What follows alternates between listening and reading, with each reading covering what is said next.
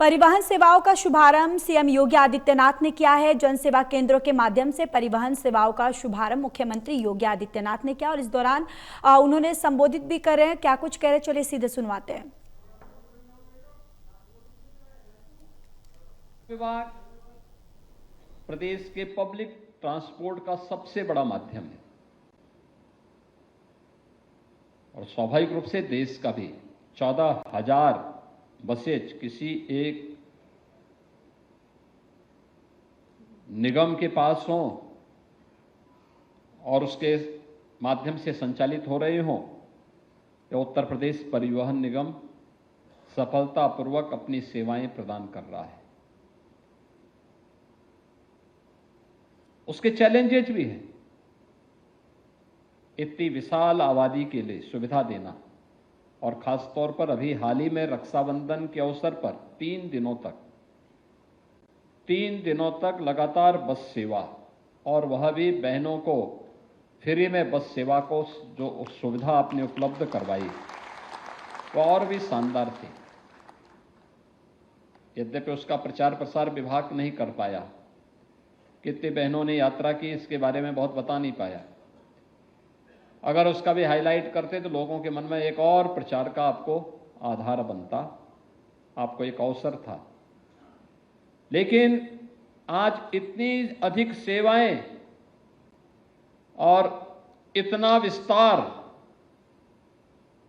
ये आज की आवश्यकता है, लेकिन भविष्य की चुनौतियां भी हम सबको आगाह कर रही हैं। याद रखना, कोई भी व्यक्ति हो या समाज, गांव हो या शहर, जिला हो, राज्य हो या देश, अगर वह समय की गति से पिछड़ जाता है तो हमेशा के लिए पिछड़ जाता है। अगर वह समय की गति से 2 कदम आगे चलने की सामर्थ्य रखता है तो वही प्रगति के पथ पर आगे बढ़ करके अपना विजयश्री का झंडा गाड़ता है। और उस विजयश्री की, प्रगति की यात्रा में विजयश्री का झंडा गाड़ने के लिए हम भी विकसित भारत की इस परिकल्पना के सारथी बनेंगे। परिवहन विभाग के सामने पब्लिक ट्रांसपोर्ट की, सार्वजनिक क्षेत्र से जुड़ी हुई पब्लिक ट्रांसपोर्ट की इन सेवाओं को 3 प्रकार की उन योजनाओं के साथ हमारा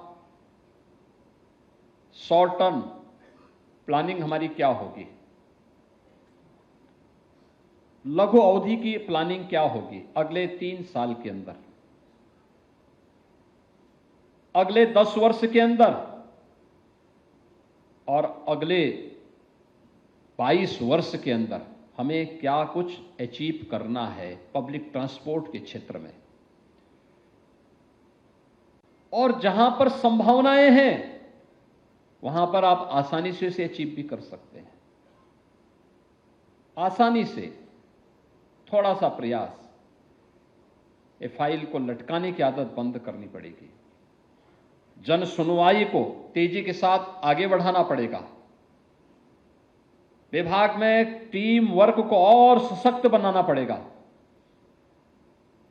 तो परिणाम आने में देर नहीं लगेगी, कोई देर नहीं लगेगी। और परिवहन विभाग ने करके दिखाया है। 2019 में प्रयागराज कुंभ,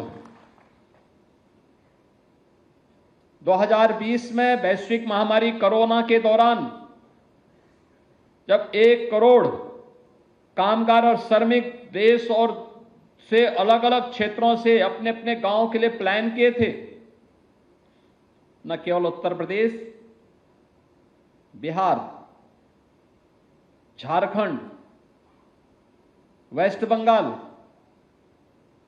उड़ीसा, असम, इन सभी राज्यों से जुड़े हुए कामगार और श्रमिक इन 6 राज्यों से, उत्तर प्रदेश में सर्वाधिक थे, फिर बिहार के थे, वेस्ट बंगाल के थे, झारखंड थे, उड़ीसा था, असम था।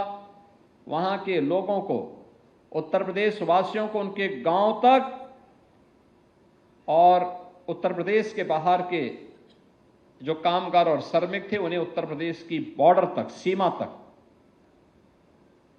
उत्तराखंड के प्रवासियों को हम लोगों ने उत्तराखंड के अंदर जहां वहां की सरकार ने मांग की थी, देहरादून, हल्द्वानी और अन्य स्थलों पर हरिद्वार तक पहुंचाने का मैं योगदान दिया था। तो मध्य प्रदेश के अंदर भी कुछ जगहों पर, राजस्थान, मध्य प्रदेश के अंदर भी कुछ स्थानों पर परिवहन विभाग के हमारे जो कर्मचारी थे, चालक परिचालक थे, उन्होंने सफलतापूर्वक उनको वहां तक पहुंचाने में अपना योगदान किया था। और अभी हाल ही में आपने देखा होगा, इसी वर्ष के प्रारंभ में दुनिया का सबसे बड़ा धार्मिक आध्यात्मिक आयोजन प्रयागराज महाकुंभ, कितना भीड़ था, 66 करोड़ लोग 45 दिन के आयोजन में आए थे और 45 दिन के इस आयोजन का हिस्सा बने थे। सर्वाधिक लोग आ रहे थे बसेस से, अपने अपने वाहन से आ रहे थे, बसेस से आ रहे थे। परिवहन निगम भी लगातार काम कर रहा था, लेकिन जब रेलवे स्टेशन पर अचानक भीड़ होती थी तो रेलवे स्टेशन से उन्हें प्रयागराज से बाहर तक पहुंचाने के लिए परिवहन निगम का बेड़ा हमेशा सतर्क रहता था, कार्य करता था, मजबूती के साथ लगा रहता था। और इसीलिए परिवहन विभाग को हम लोगों ने हमेशा इस बारे में माना है कि परिवहन विभाग हमेशा प्रदेश के अंदर यह समय का साथी है। जब कोई आवश्यकता पड़ती है, उस समय आवश्यकता के अनुरूप अपनी सेवा देने के लिए तत्पर दिखाई देता है। और इसलिए राज्य सरकार ने समय समय पर परिवहन विभाग के पुनर्विकास के लिए, उनके पुनरुद्धार के लिए अपनी योजनाओं को खुले और मुक्त हस्त से उन्हें सपोर्ट भी किया है। आज उन्हीं सेवाओं को और बेहतर बनाने के लिए बहुत सारे कार्यक्रम यहां पर प्रारंभ किए गए हैं, जिसमें जन सेवा केंद्रों के माध्यम से परिवहन सेवाओं को उपलब्ध कराने के कार्य का शुभारंभ भी हुआ है और परिवहन विभाग के माध्यम से सीएससी के साथ एमओयू भी हुआ है। यानी एक कॉमन सर्विस सेंटर के माध्यम से भी आम जन को उसकी सुविधा उपलब्ध हो सके, वह अपनी जरूरत के हिसाब से परिवहन विभाग से जुड़ी हुई सेवाओं का उपयोग कर सके। आज ये एमओयू यहां पर संपन्न किया गया है।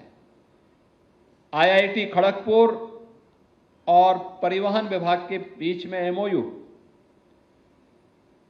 यह इस विभाग में तकनीक का उपयोग करते हुए सड़क सुरक्षा के मानकों को कैसे हम आज नेशनल एवरेज से भी अच्छा करने में सफल हों, जो हमारे लिए एक चुनौती बनी हुई है, उसका भी एक एमओयू यहां पर संपन्न हुआ है। इंटरनेशनल ड्राइविंग परमिट की एक नई बुकलेट का भी विमोचन हुआ है और सरल परिवहन हेल्पलाइन का भी 149 की हेल्पलाइन भी जारी हुई है।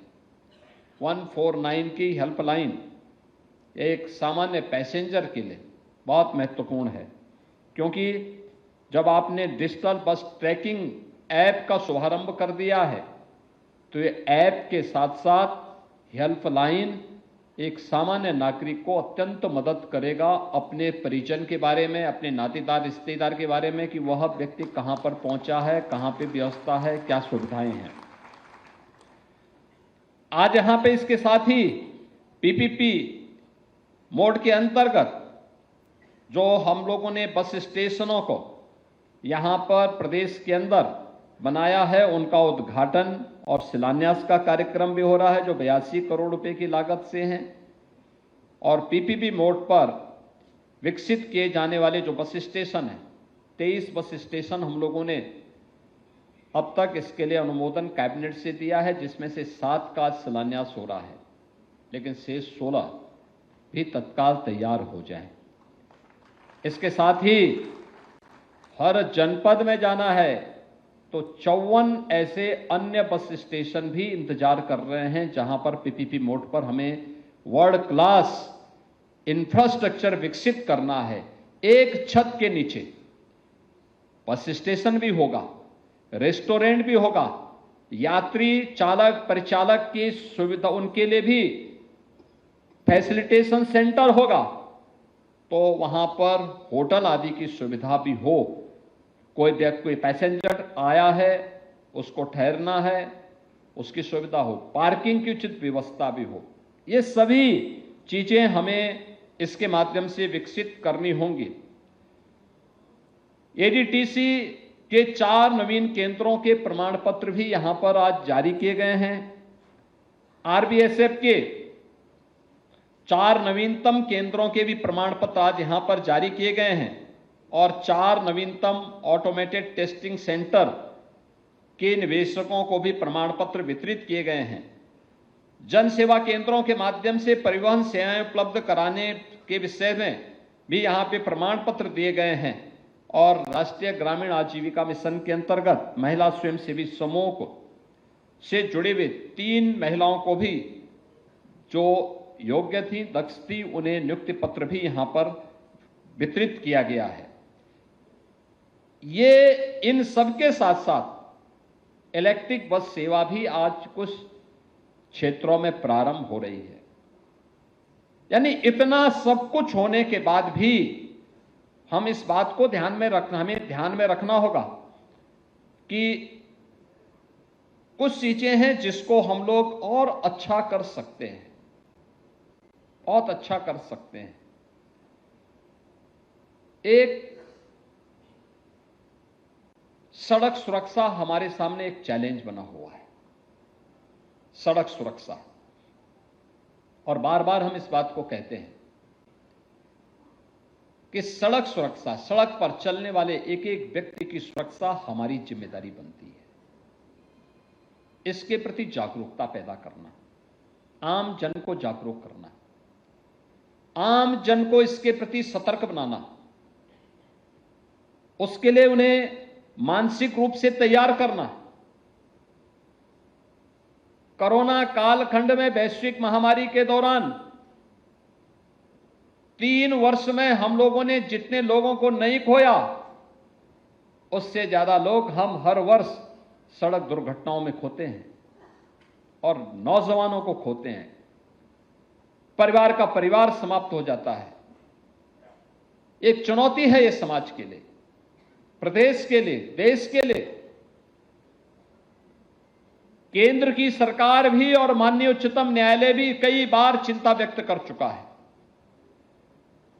कि सड़क सुरक्षा हमारे लिए एक चुनौती है, लेकिन जागरूकता का अभाव, बेहतर समन्वय को बनाए रखते हुए व्यापक जन जागरण के माध्यम से हम इसको फेज वाइज न्यूनतम स्तर पर लाने में सफल हो सकते हैं, न्यूनतम स्तर पर लाने में सफल हो सकते हैं। याद करिए, अगर आपके कारण किसी पैसेंजर की जान बचती है तो प्रचार आपका अच्छा होगा, लोगों के मन में एक सुरक्षित यात्रा की अवधारणा परिवहन निगम के बारे में बनेगी। आपके कारण अगर कहीं लापरवाही के कारण किसी यात्री की जान जाती है तो परिवहन निगम की बस सेवा भी बदनाम होती है और साथ साथ आपको आर्थिक हानि भी होती है। यानी आपको कंपनसेशन भी देना होता है। यानी दोहरे लाभ भी हैं तो दोहरे नुकसान भी है। अंततः भुक्तभोगी पूरे परिवहन विभाग को होना पड़ता है। हमारा प्रयास होना चाहिए कि जिनको भी हम ड्राइवर के रूप में रखते हैं, जिनके हाथ में भी बस की स्टीयरिंग दे रहे हैं, उनका नियमित रूप से मेडिकल और फिजिकल फिटनेस उनका होता रहे। नियमित रूप से हर 3 महीने में कैंप लगाइए, हर 3 महीने में उनकी मेडिकल फिटनेस के कार्यक्रम प्रारंभ होने चाहिए और खासतौर पर आंखों के चश्मे तो जरूर दिखवाइए, क्योंकि पता लगा कि सामने दिखाई नहीं दे रहा और फिर भी स्टीयरिंग पकड़ करके चले जा रहे हैं, अंदाजे से चले जा रहे हैं, अंदाजे से आप किसी कार्यक्रम का हिस्सा बन सकते हैं, लेकिन सड़क पे बस लेकर के चल करके दूसरों की सुरक्षा के साथ खिलवाड़ करने की छूट नहीं दी जा सकती है। और इसको हमें ध्यान में रखना होगा। इसमें कोई भी व्यक्ति उसकी चपेट में आ सकता है। आपके हमारे परिचित कोई भी हो सकते हैं। हमारे लिए वो प्रदेश का नागरिक है, प्रदेश का बाहर का भी तो हमारा अतिथि है। उसके प्रति भावनात्मक लगाव हमारे मन में होना चाहिए और उसकी सुरक्षा, उसकी संरक्षा, ये हमारी नैतिक जिम्मेदारी बनती है। हम उस जिम्मेदारी को अगर लें तो इस सड़क सुरक्षा के बारे में व्यापक जन जागरूकता, और IIT खड़गपुर इसमें अच्छा योगदान दे सकता है। और हमारा प्रयास होना चाहिए कि हम IIT के साथ बैठें, हम लोग टेक्नोलॉजी का बेहतर उपयोग करें, यूपी पुलिस का भी सहयोग लें, परिवहन विभाग के अधिकारी भी उसमें सहयोग करें, PWD, नगर विकास और अन्य विभागों के साथ भी बेहतर समन्वय हो। हम देखें किन कारणों से ये हो रहा है। संस्थाओं को भी, इंस्टीट्यूशन को भी हमें अपने साथ सहभागी बनाना पड़ेगा। ट्रैफिक के नियमों के बारे में बेसिक और माध्यमिक शिक्षा से जुड़े हुए संस्थान, स्कूलों में व्यापक जन जागरूकता का कार्यक्रम बने। हेलमेट पहन करके चलने से कैसे लोगों की जान बच सकती है, शराब और पी करके या नशे में बस चलाना कितना खतरनाक हो सकता है, ओवर स्पीडिंग कैसे खतरनाक हो सकती है। अगर हम वाहन के फ्रंट सीट पे बैठे हैं